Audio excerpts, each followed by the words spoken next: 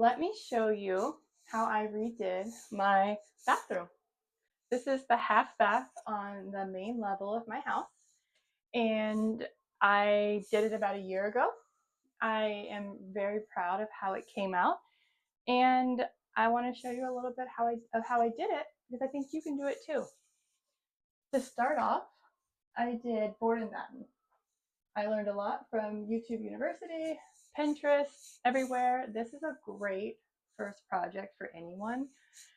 You need you need some tools. You need a drill. I'm sorry, no. You need a brad nailer and a saw. We have a miter saw because what's involved is you have to measure and cut a lot, but that's the most time consuming. And once you've got your measurements, it's not hard to attach them. You line them up with the spacers, and I used about 10 inches, but these are 1x3s from Home Depot. They're the trim board. They're already primed. I'm going to link them to this video. These are 1x3s, 1x5s, and the top ledge is a 1x2. They're attached with just a nail gun and the caulk. The caulk is what holds them in place. I didn't use liquid nails. I don't think you need to. I think it also ruins the wall if you need to take them off, because I had taken off paneling in my living room and the previous owners had used liquid nails. It ripped off the drywall, ripped off the paint, totally destroyed the wall. It was unfixable. So the caulk and the nail gun nails hold the boards in place. They've been here for a year. They haven't gone anywhere. They're fine. And with this, I want to say some lessons learned are one of them is really kind of dumb, but it's one of those things where you learn by experience. You can't sand caulk. When you put the caulk on, make sure you smooth it out with your finger and some water before it dries. Because once it's dried, you can't smooth it out. And so I have some spaces where I thought I could sand it later and I couldn't. But lessons learned for the next project, right? So I caulked in the corners where the planes change, and where the planes of the wood meet, they are the same level. I used wood filler. And some lessons learned there are use more than you think. Use a couple coats. Do a coat, sand it, do another coat, sand it. Do as many as it takes to get it smooth. There are some areas that they're not exactly the same. That doesn't look like one piece. The goal is to make this look like one piece. You don't want the seams. That's the difference between making it look DIY and making it look like you hired someone. So I've taken that and I applied it to my next project. I did board and batten in my bedroom. I'm not finished, but I will show you all when I'm finished. And yeah, this is a great beginner-friendly project. I think it was about $100 in wood for my whole bathroom, and I'll pan it so you can see the whole thing. But highly recommend it. I love it. It's a year later. I'm still happy with it. It makes me so happy when I come in here. I painted it with Little Black Dress from Bear. The finish is semi-gloss. I don't love it. Everything I read was semi-gloss, semi-gloss, semi-gloss. It's durable. It's good for high traffic. You can wipe it down. While all that may be true, it shows every imperfection. The light reflects everything. So I've used eggshell finish in other parts of my house, and it's so much prettier. It hides everything. It's so much better. So this wall unless you have a perfectly smooth wall, then semi-gloss will be fine. But this wall had so many imperfections. I spent so long smoothing it out because I took the shortcut of not putting board behind here. These are just the battens like attached to the wall. So I'm going to go over this with an eggshell finish because the semi-gloss durable foundation is there, but I don't like how it reflects every single imperfection. And over the past year, there has been just some settling, I think. So it does need to be redone. That's my advice on paint. This is peel and stick wallpaper. I love it. It's budget friendly, rental friendly. It's very forgiving. You can take it off and put it back on multiple times if it's not in the right spot. Ask me how I know. I clearly went with a very bright color. I wanted to complement the dark color. I know this is the second level up from the blackest black that Bear has. And so I wanted the rainbowy to offset the dark. And there are some spots of black inside these little tiny pink flowers. There's some black there, which I'm learning also about color palettes and coordination, so that the black is picked up by this black. But with the peel and stick wallpaper, you know, it's been great. It's been a year and it's still holding up. Like, it's still good. And here's my little sign that my husband thinks is pretty crude, but I love it. It's just my humor. And it's about $20 a roll from Amazon, and I will link that as well. And it took me about 3 rolls. And something that I learned is it's a bit tedious, it's time consuming, but it's not that bad. Totally doable.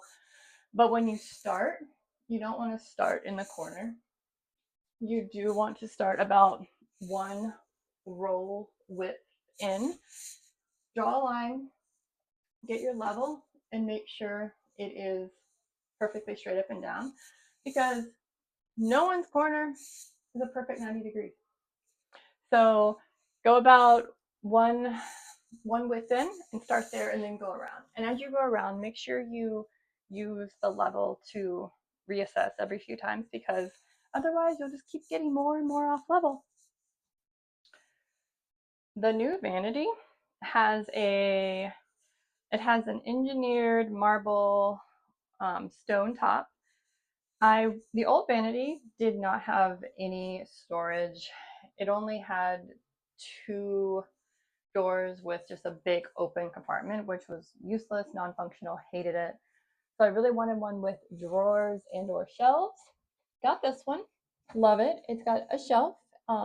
We couldn't actually get more than 1 drawer because of how our plumbing is. It just didn't work. So you can see we did have to cut it a little bit. It's totally fine. And here, I think this is called Mr. Drain Buddy or something.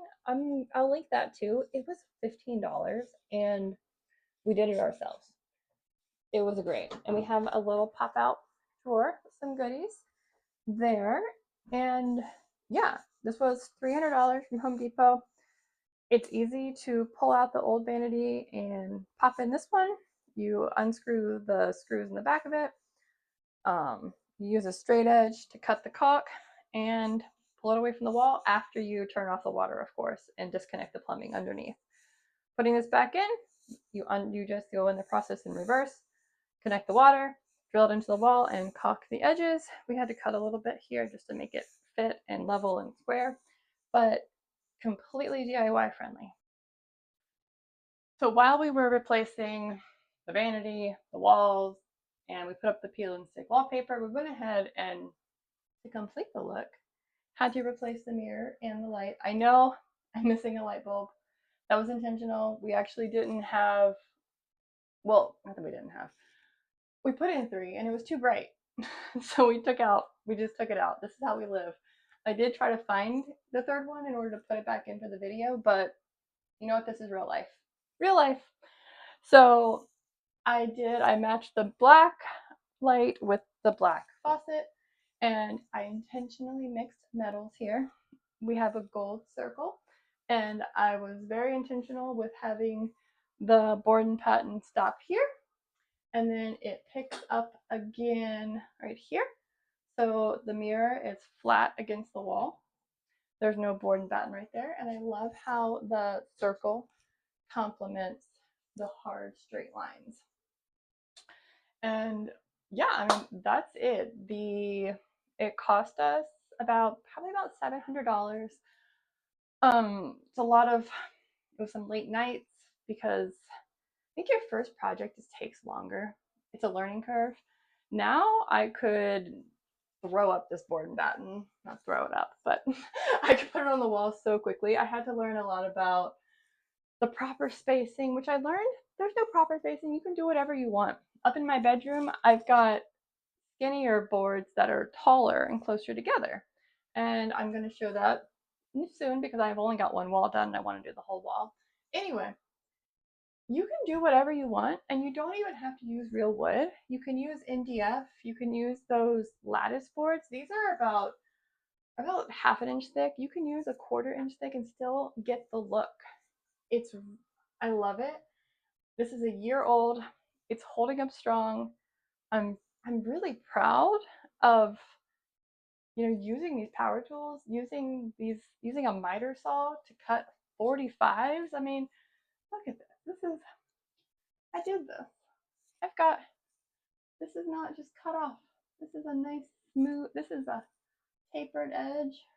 You know, like I'm proud of that. And also where they meet in the corner, like can you see? I did that. You know, all of this detail, I did that. So, and once you learn a lot of the little things, the details matter, right? The devil's in the details. So once you learn that, you can make it look like you hired someone because it's not that I'm trying to put on airs, but I do want it to look nice. I have to look at this, and when my home is nicer, it makes me happier. When something is aesthetically pleasing, it's pretty, when it's functional, it makes me happy because you go into the bathroom so many times a day. Some people do, I do. But you have to look at this. And if you hate it over and over and over throughout the day, oh, I hate it. Oh, I hate it. Oh, I hate it. But then you come in and it's beautiful and you come in and it's just a little, maybe a dopamine hit where it's like, oh, I like it. This is great. Look what I did. It's so pretty. It puts a little smile on your face every time you go in here. And I love showing it off. I love showing it off and I love teaching other people how they could do it. And while I, of course, would want it to look super expensive and that I just, I hire everyone to do this for my home, I'm okay with giving away my secrets because you can do it too.